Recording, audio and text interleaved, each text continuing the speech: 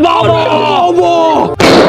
Guys स्वागत है आपका मेरे इस व्लॉग में। तो भाई दिवाली का जो आज शुभ दिन है, तो आज हम इसको थोड़ा रिसर्च करने वाले हैं। ठीक है, तो क्या रिसर्च करने वाले हैं, देखो हम इसको ये जो है ना, हम इसको एक गिलास के नीचे रखने वाले हैं। ठीक है, हम इसको गिलास के नीचे रखेंगे, क्या ये गिलास को उड़ा सकता है या नहीं उड़ा सकता है। ठीक है, आज हम इस चीज पे ये रिसर्च करने वाले हैं। ठीक है, मैं यहाँ पे इसको हम जलाते हैं और इसके ऊपर हम गिलास को रखते हैं। तो अभी हम इसको देखने वाले हैं। तो यहाँ पे हम इसको आग की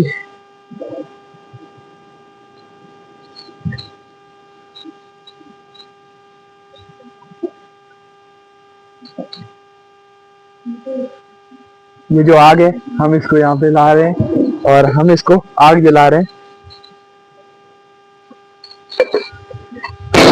तो आप भी इस तरीके का कर सकते हो।